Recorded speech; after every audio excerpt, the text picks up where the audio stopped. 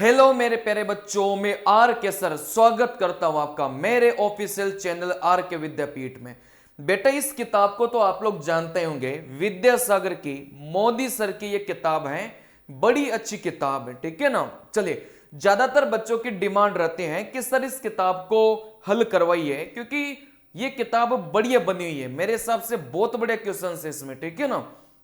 चलिए, तो watch test के मैं आपको आज की क्लास में देखो एक सेट करवाने वाला हूं। आई बात समझ में। अभी के वीडियो में मैं आपको इस किताब का जो वाच टेस्ट है उसका एक सेट करवाऊंगा, और मैं आपसे वादा करता हूं कि आने वाले 2 दिनों में मैं मैराथन क्लास से लेके इस किताब के जितने भी वाच टेस्ट के सवाल हैं वो आपके आंखों के सामने होंगे, ठीक है ना। चलिए, ऐसे ही मैराथन क्लास लेकर टेबल टेस्ट के जितने भी सवाल होंगे वो आपकी आंखों के सामने होंगे।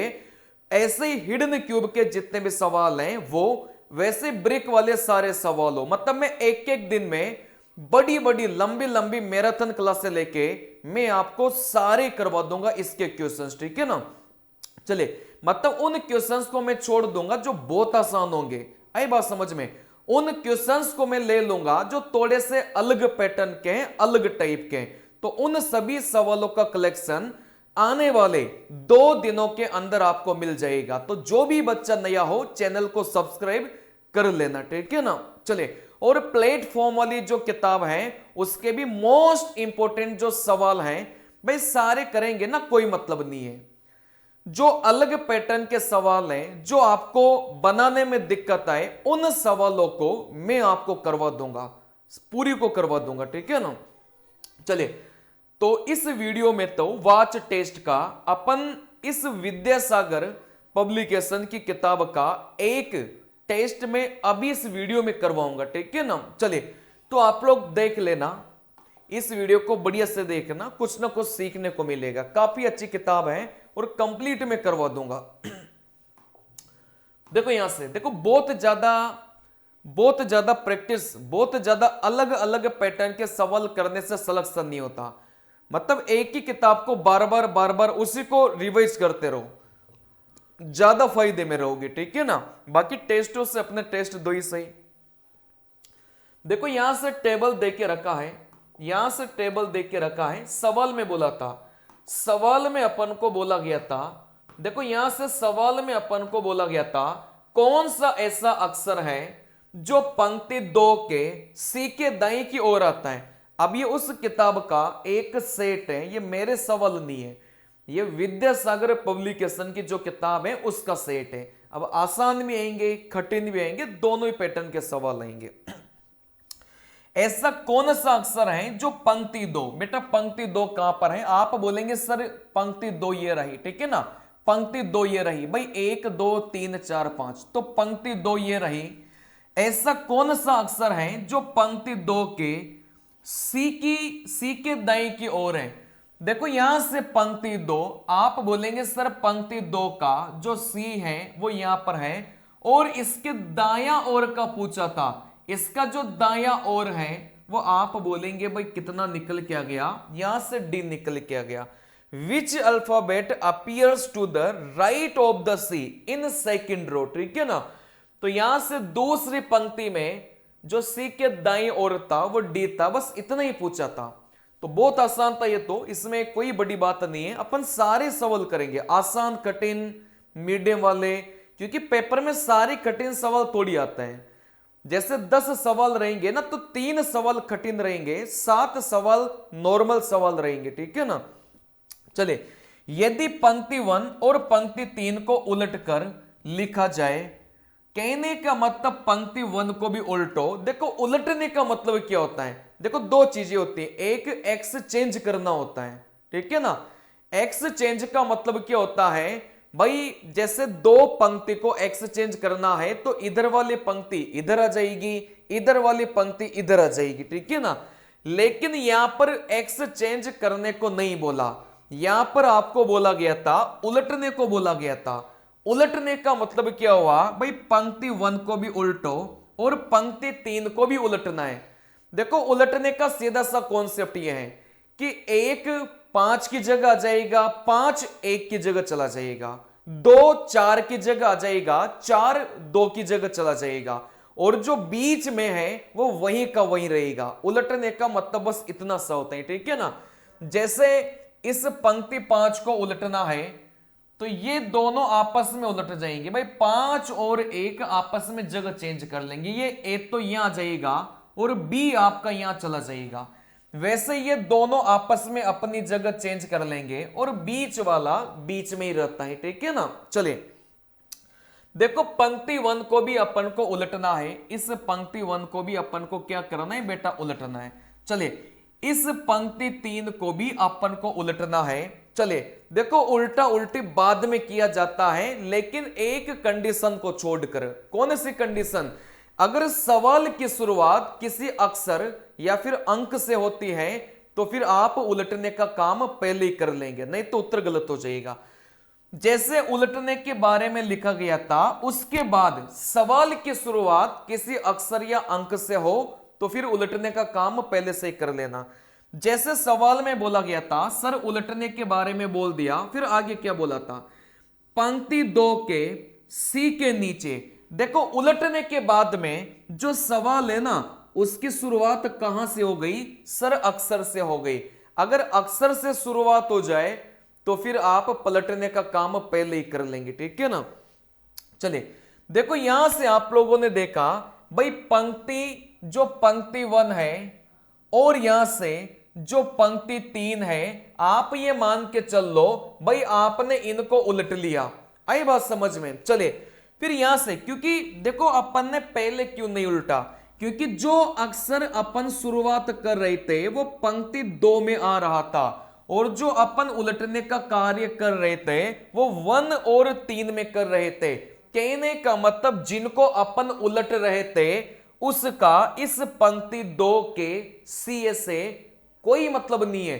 अगर यहां पर ऐसा होता, बात को समझना, अगर यहां पर ऐसा होता कि पंक्ति 3 का सी, तो फिर अपन क्या करते भाई, ये जो सी है वो आप मुझे बताइए, क्या जिसको अपन उलट रहे थे उसी का ही क्या? तो आप बोलेंगे सर हां, पंक्ति सी जिसको अपन उलट रहे थे उसी का ही है, तो फिर उलटने का काम अपन पहले से कर लेंगे। लेकिन आपने यहां पर देखा, सर जिसको अपन उलट रहे थे, जिसको अपन उलट रहे थे उसका दूर दूर तक कोई रिश्ता नहीं है किसके साथ में, जहां से सवाल की शुरुआत अपन ने की है, ठीक है ना। चले तो जहां से शुरुआत अपन ने की सवाल की, अगर इन उलटने वालों से अगर कोई रिश्ता नहीं हो ना, तो उलटने का काम बाद में करना। लेकिन यहां पर जैसे 2 की जगह 3 आ जाता, तो आप बोलते सर इस 3 को अपन आपस में उलट रहे थे, तो फिर उलटने का काम पहले से ही आपको करना पड़ेगा, ठीक है ना। और वो कब करना पड़ता है, जब सवाल की शुरुआत किसी अक्षर या अंक से होती है। उसमें भी अक्षर या अंक में भी हमेशा नहीं पलटना। कब पलटना है, जब जिसको अपन पलट रहे थे उसी के किसी अक्षर या अंक से अपन शुरुआत करेंगे। लेकिन जिसको अपन पलट रहे थे उसके किसी अक्षर या अंक को सवाल की शुरुआत नहीं हो रही, ठीक है ना। जिसको अपन पलट रहे थे उससे सवाल की शुरुआत नहीं हो रही, मतलब पलट 1 और 3 को रहे थे, सवाल की शुरुआत पंक्ति 2 से हो रही है। कहने का मतलब जिनको पलट रहे थे उसका कोई रिश्ता नहीं है जिससे सवाल की शुरुआत हो रही है, ठीक है ना। तो पलटने का काम अपन बाद में करेंगे। देखो पंक्ति 2 के सी ये, देखो पंक्ति 2, आप बोलेंगे सर पंक्ति 2 का सी ये रहा, ठीक है ना। पंक्ति 2 के सी के नीचे का अक्षर कौन सा होगा, इस सी के नीचे का अक्षर ये होगा। अब यहां से आप लोग मुझे बताइए, क्या पलटने का काम किए हैं क्या? बिल्कुल किए हैं, ठीक है ना। क्या पलटने का काम हुआ है क्या? आप बोलेंगे सर बिल्कुल हुआ है। किसको पलटने का काम कर रहे थे? सर पंक्ति 1 और पंक्ति 3 को आपस में उलट रहे थे। उलटने का मतलब क्या होता है, जैसे आप पंक्ति 3 को उल्टेंगे, जैसे आप पंक्ति 3 को उल्टेंगे तो ये दोनों आपस में चेंज हो जाएंगे। सी की जगह डी आ जाएगा, डी की जगह सी आ जाएगा, ये दोनों आपस में चेंज हो जाएंगे। बी की जगह ई आ जाएगा, ई की जगह बी आ जाएगा। कहने का मतलब अपना उत्तर तो बी था, लेकिन जैसे ही अपन उल्टेंगे तो ये बी की जगह कौन आ जाएगा? आप बोलेंगे सर सी आ जाएगा, ई आ जाएगा, ठीक है ना। तो इस सवाल का करेक्ट उत्तर मेरे प्यारे बच्चे कितना हो जाएगा?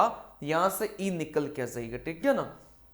चलिए फिर यहां से अगला सवाल, यदि पंक्ति 4 में डी सी के दाईं ओर है। अब इस लाइन को वेरीफाई कर लो बेटा। पंक्ति 4 आपने यहां से देखा, सवाल में क्या बोला गया था?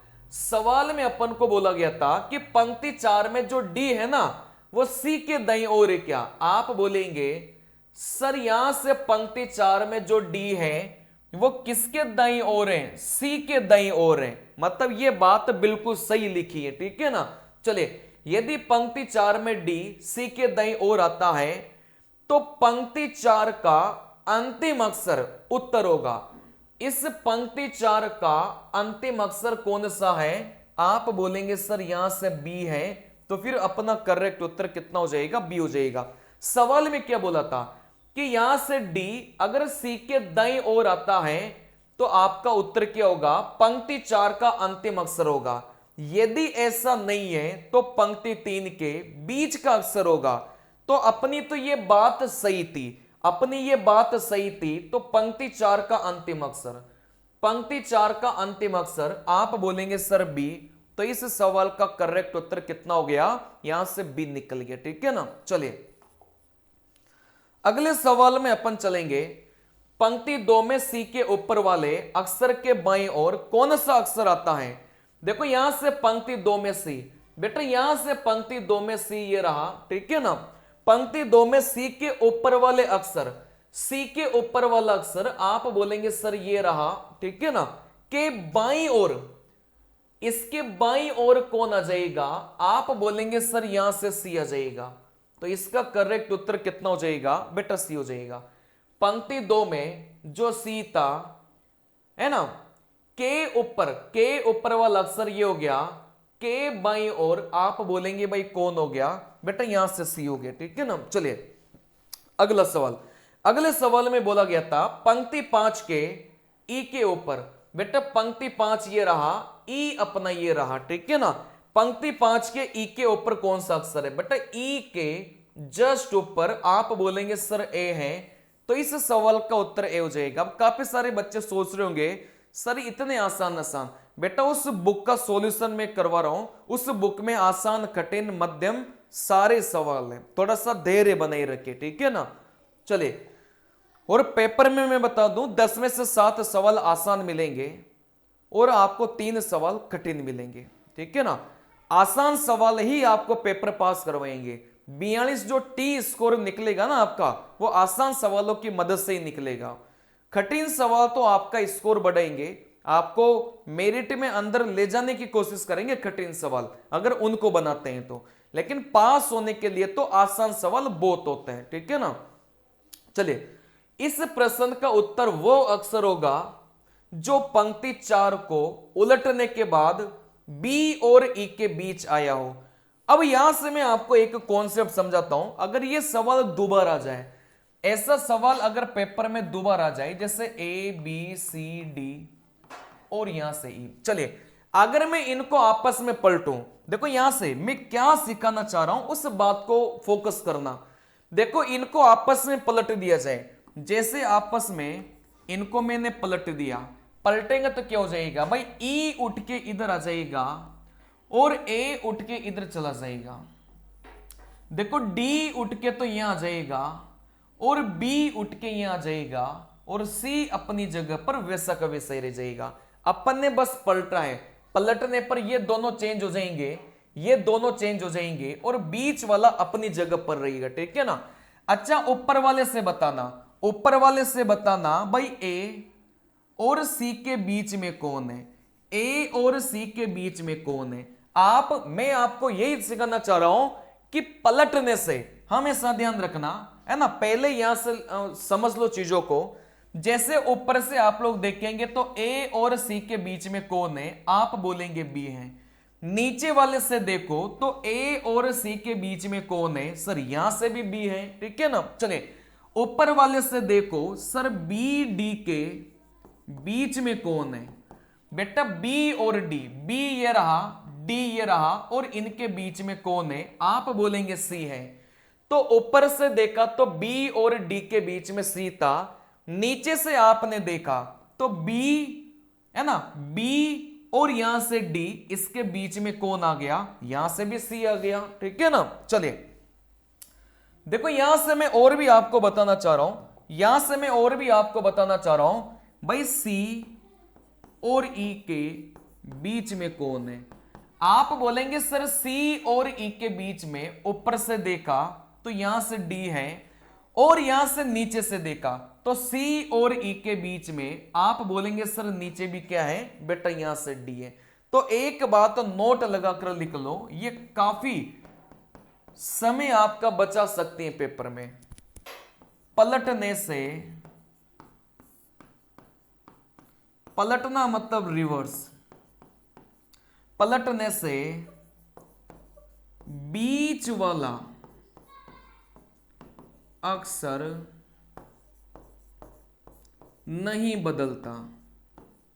चलिए यहां से लिख लो भाई, ऊपर सीधा सीधा था, अपन ने उसी को ही पलट लिया। क्या ये बीच वाले जो अक्षर हैं वो बदले? क्या नहीं बदले। तो कई बार आपको पलटने के लिए बोला जाता है और फिर बीच का अक्षर पूछा जाता है, जब आपको पता है कि पलटने से बीच का जो अक्षर है उसमें कोई प्रभाव नहीं पड़ता, तो पलटना ही क्यों है, ठीक है ना। चलिए जैसे ये सवाल था, इस प्रश्न का उत्तर वह अक्षर होगा जो पंक्ति 4 को उलटने के बाद बी और सी के बीच वाला है। आप मुझे बताइए क्या पलटने से बीच वाला अक्षर चेंज हो जाएगा? क्या नहीं होगा। तो पलटना ही क्यों है? सवाल में अगर बीच वाला अक्षर पूछ लिया और पलटने की आपको बोला जाए तो पलटना ही क्यों है?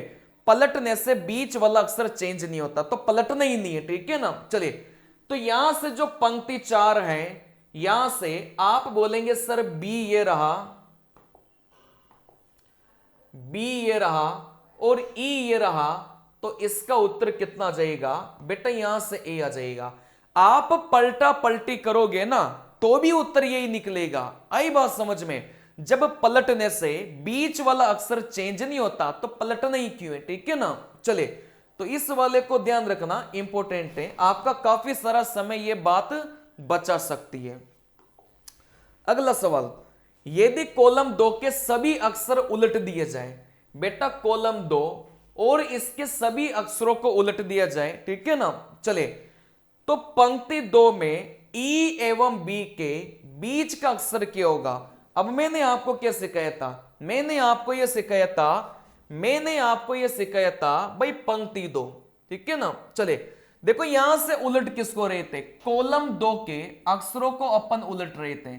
कॉलम 2 इनके अक्षरों को अपन उलट रहे थे। चले फिर यहां से बोला गया था भाई पंक्ति 2, इस पंक्ति 2 में जो ई एवं बी है, जो यहां से ई और यहां से बी है, आप बोलेंगे भाई ई और बी के बीच में कौन आएगा, ठीक है ना। चले तो यहां से आप लोग मुझे बताइए भाई ई और बी के बीच में कौन है? आप बोलेंगे सर ए है, लेकिन जैसे पलटा पलटी करेंगे तो ये दूसरा नंबर चौथे नंबर के साथ परिवर्तन हो जाएगा, तो फिर अपना उत्तर कितना निकलेगा?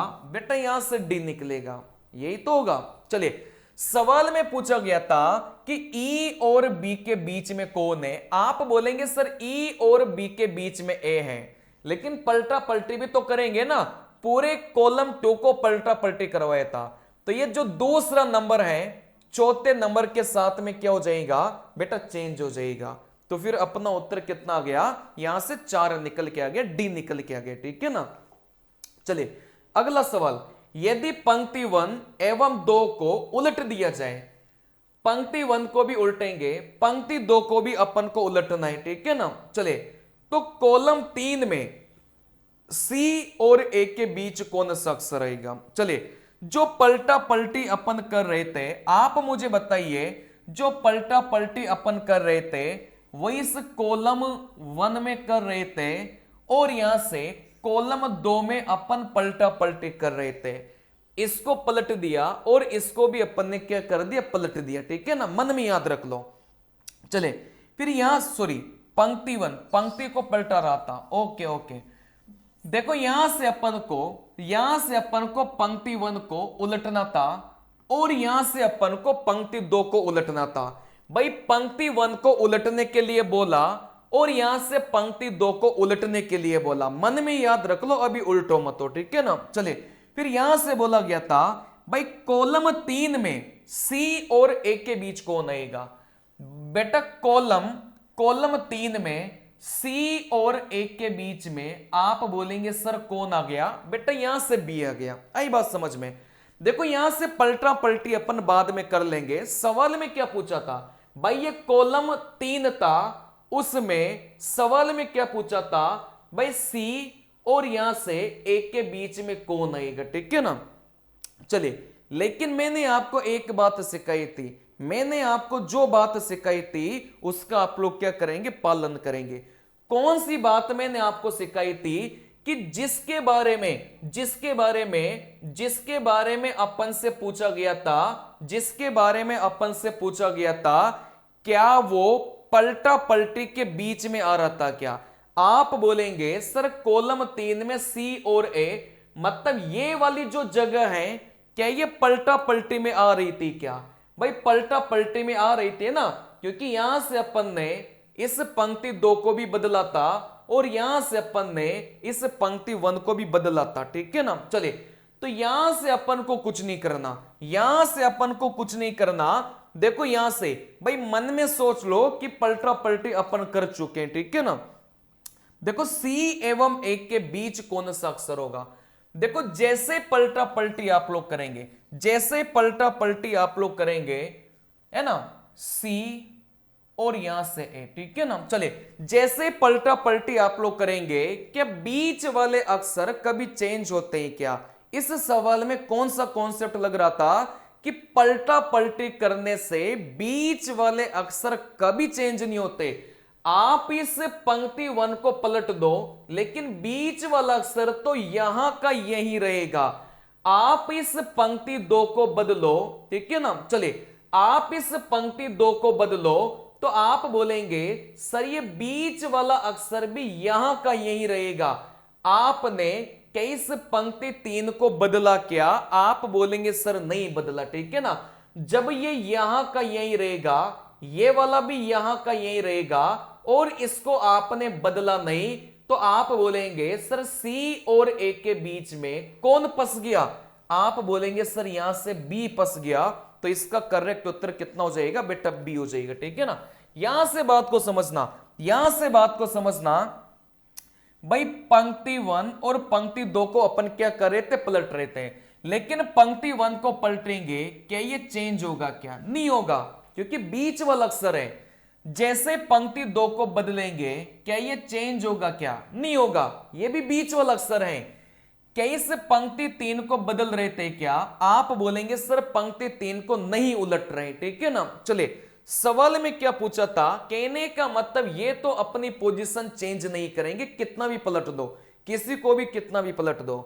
कॉलम 3 में सी और ए, देखो कॉलम 3 में सी और ए के बीच में आप बोलेंगे भाई कितना रहेगा बेटा, यहां से बी रहेगा। ठीक है ना, चलिए देखो यहां से आपने देखा अगला सवाल।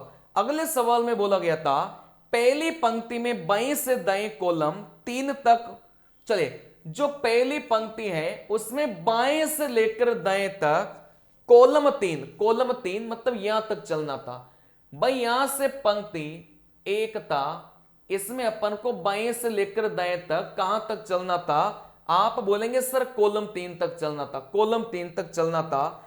फिर नीचे पंक्ति 3 तक, फिर नीचे अपन को कहां तक आना था, पंक्ति 3 तक आना था। वो कौन सा अक्षर है जो केवल एक बार आया है। ठीक है ना, चलिए भाई सवाल में क्या बोला था, बाएं से अपन को दाएं चलना है कॉलम 3 तक, फिर नीचे अपन को कहां तक जाना है, पंक्ति 3 तक जाना है।